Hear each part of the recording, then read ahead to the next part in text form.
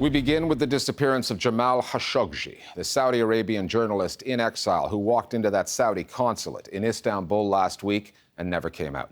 The case is the subject of intense international media speculation, with Turkish officials theorizing Khashoggi was killed inside the consulate and the Saudis insisting that he came and left. And it's produced a level of news coverage seldom afforded Arab dissidents who just disappear. That's because Khashoggi was not just a dissident. He was a former insider-turned-critic of Crown Prince Mohammed bin Salman, and he had a platform at his disposal at the Washington Post. His disappearance not only sends a chilling message to independent Saudi voices everywhere, it takes Mohammed bin Salman's well-known intolerance for internal criticism and the House of Saud's utter ambivalence to the disapproval of outsiders to a new level. And it provides yet more evidence of the folly of some in the Western media commentariat who had bought into the image of bin Salman as the enlightened prince, the reformer. Our starting point this week is Istanbul.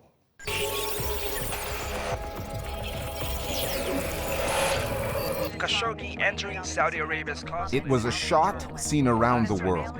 Jamal Khashoggi's last moments as a free man. He entered the Istanbul consulate that day having reportedly been assured that he was not being targeted. If it was a trap, then Khashoggi walked right into it. Jamal Khashoggi would have been a target for a myriad of reasons. Not only was he a longtime insider with many contacts in all spheres of life in Saudi Arabia, he was well acquainted with influential businessmen, with members of the government, bureaucracy, as well as the press. And he was present in a lot of backroom conversations that I'm sure made a lot of people nervous. He used to appear in BBC, Al Jazeera.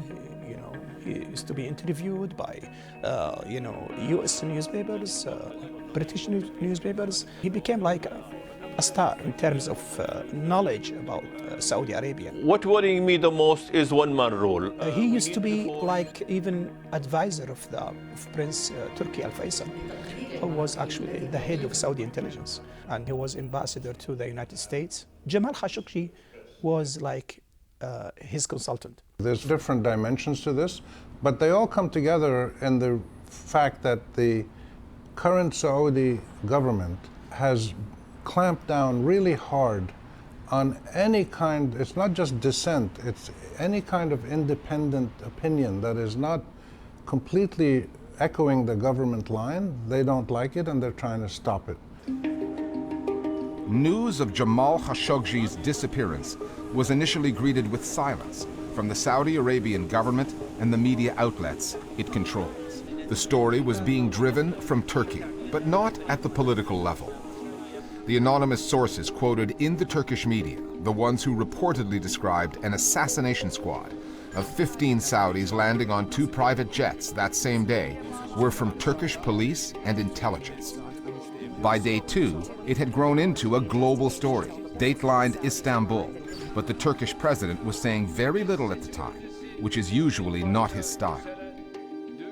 We have to think of this as well within the context of the media profile of President Erdogan, who is known to speak his mind and to be very passionate when he chooses to push a certain narrative.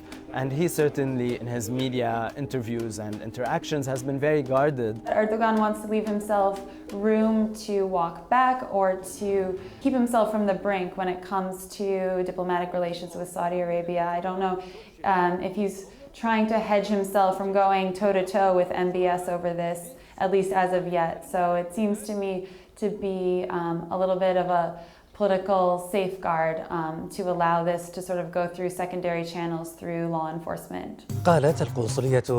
Day 3, and the Saudis issue their first statement, saying that Jamal Khashoggi's disappearance was news to them. وأكدت القنصلية أنها تقوم بإجراءات المتابعة والتنسيق مع السلطات المحلية التركية. It wasn't until day 5 that the first real signs of a counter-narrative emerged in the Saudi media space. هناك نوع من المؤامرة شئنا ما بين على المملكة العربية السعودية. The state-owned Al Arabiya news channel, backed up by online forces, offered no shortage of possible culprits, none of whom happened to be Saudi. فالمملكة العربية السعودية احنا نعرف من الأزل أن حسادها كثار وأعدائها كثار. Among the theories offered, that Qatar, which owns Al Jazeera and is the target of a Saudi-led blockade, was behind the disappearance. وكشف الدائم لقناة الجزيرة في قطر. That the Qataris may have had co-conspirators from the Muslim Brotherhood. That Turkey may have been involved. أن المملكة يجب أن تتهم الحكومة التركية باختفاء خاشقجي. And that Khashoggi's Turkish fiancé wasn't above suspicion either. They are associating her with some other Saudi opposition figures, or even Qatari intellectuals and writers. They said, oh, she actually was just an agent of the Turkish state intelligence. And she actually orchestrated all this show to distort the image of Saudi Arabia. It lacks, responsibility, and it lacks logic. There was a very popular hashtag, مسرحية Jamal Khashoggi, which is translated like the Jamal Khashoggi show, and Twitter users were basically defending the Saudi line and accusing Qatar, accusing Turkey and the enemies of Saudi Arabia of fabricating the story. They're not particularly good at it. They're a little bit amateurish, and they keep doing these things, spending millions and millions of dollars on public relations and advertising and propaganda and fake internet stuff. They're not sophisticated in media, they're not sophisticated in foreign policy, and they're not sophisticated in global action. And when you put the three areas together, their lack of sophistication is really quite embarrassing, and we're seeing it played out once more. Saudi attempts to hijack the online narrative on this story have proven ineffective. However, past charm offensives aimed at the Western mainstream media have not, and one doesn't have to scroll back too far to see the evidence of that. Crown Prince Mohammed bin Salman, known as MBS, effectively took power less than 18 months ago. His promises of reform, his decision to finally allow Saudi women to drive, along with a carefully choreographed media tour in the US, went down well. Working hard? A little bit.